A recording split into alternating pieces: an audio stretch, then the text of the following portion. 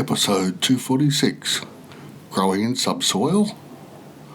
This is the Change Underground for the week ending the 22nd of February 2021. I'm your host, John Moore. Decarbonise the air, recarbonise the soil. We start with a quote.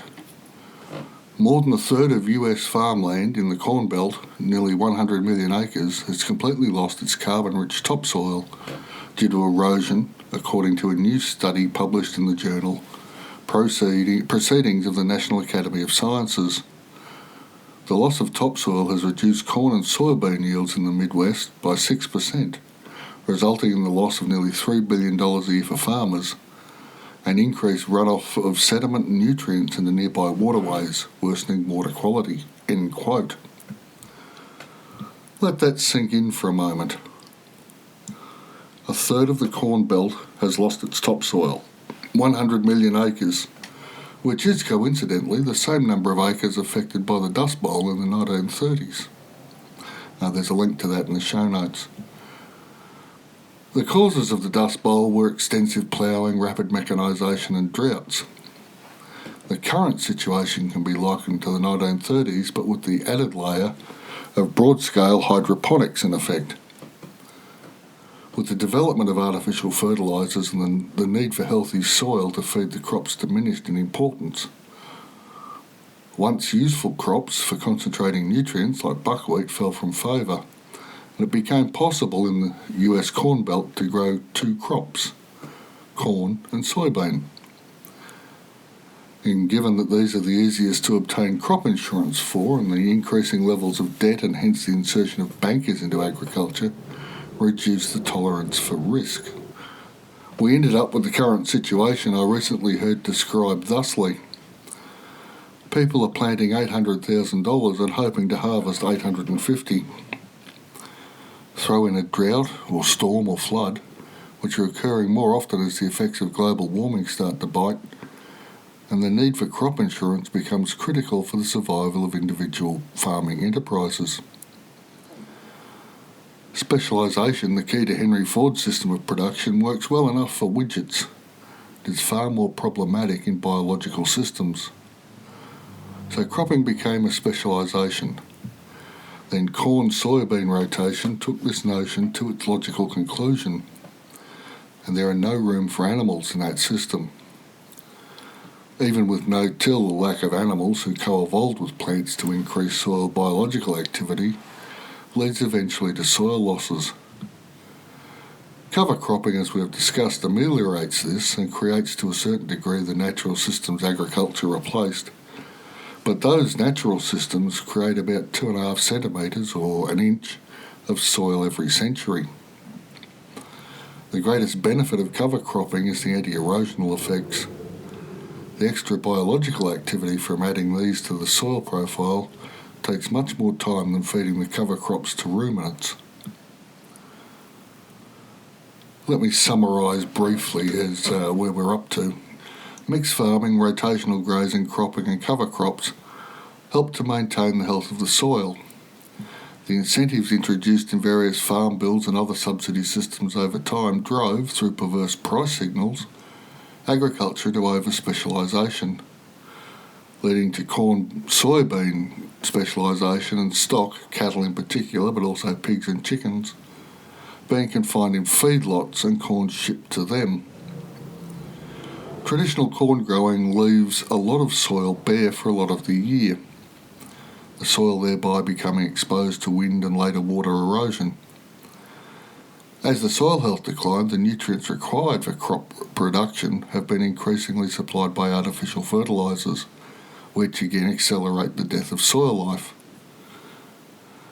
This, driven by the increasing costs of production, subsidy systems and the increasing impact of debt and an obsession with yield numbers over profitability, has destroyed 100 million acres of the US Corn Belt by the removal/loss of topsoil. And don't be too smug if you live outside the US. Australia gets its dust storm events, where Melbourne in particular is covered with topsoil every few years.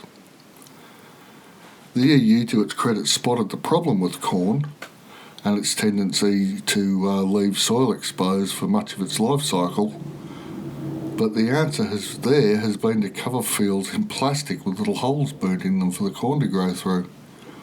Now, even if the plastic is biodegradable, which it isn't, its effect is to suffocate soil life, overheating the soil and then creating a post-harvest plastic mountain.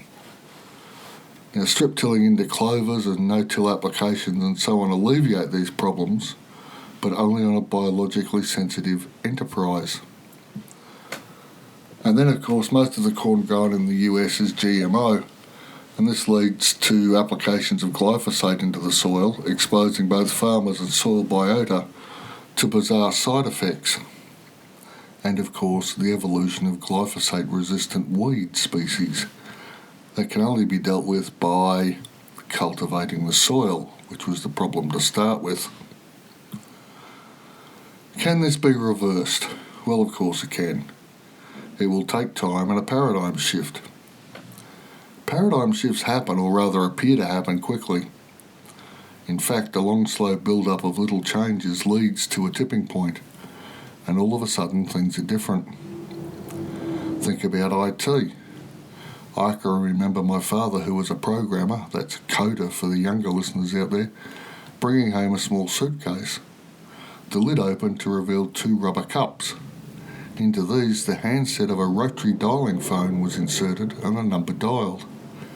Turned out it was one of the first modems. It connected to a printer and lines of programming could be printed out and read for errors. This was in about 1972.